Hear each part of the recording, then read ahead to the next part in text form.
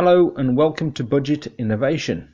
I was asked to get a pair of balls for the entrance to a housing estate. It had 4 pillars and one ball was missing on either side of the entrance, and they'd been missing for some time. It was expensive to buy new caps and the plastic mould would cost £98.45, and I'd still have to make the balls and the balls would not be identical.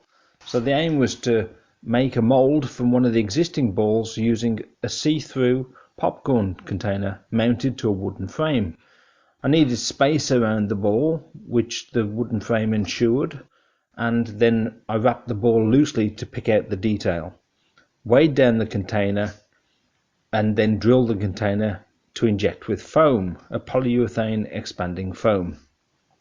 The clearness of the container allowed me to make sure that the mould was completely filled with the foam. Once cured, I could then cut the container in half along the midline. I used an old tenon saw and a knife to do this, and then I removed the wooden base.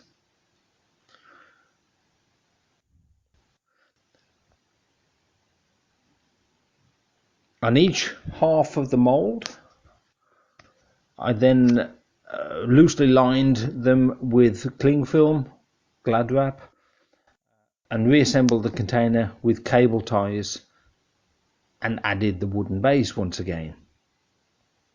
This gave us a complete mould, which we could now, when we were ready, we could fill it with a loose cement mix, preferably with a waterproofing agent added to the mix, which I hadn't got because of lockdown. And then we could fill the mould.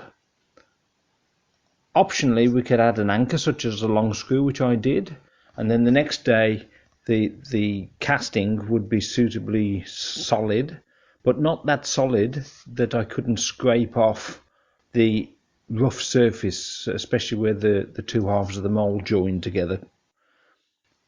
I could then also, before it dried out too much, dress any surface imperfections with using the wet cement mix. So there we had it, two balls ready to be fitted to the pillars.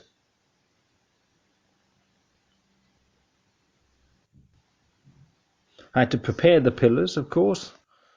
I hadn't got suitable tools with me. The only thing I'd got was a file. Because of lockdown I couldn't get tools. Ideally I'd have used something like an angle grinder or a wire brush. So I scraped the top of the pillar and I drilled it with a hole to take the screw, which I glued into place with the foam. I then pushed the ball casting onto a bed of wet cement on the top of the pillar, and then I smoothed off the joints with my wet cement mixture, making sure there was no way for water to ingress into any joints.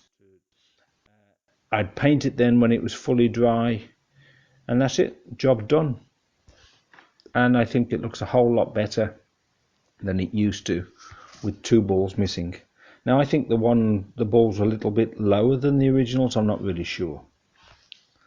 There was at least one neighbour suitably impressed who decided to send me a text message, which you can read yourself because I don't know. Anyway, if you like our content, I'd say like and share it, and ideally subscribe to our email list at handyhire.ie.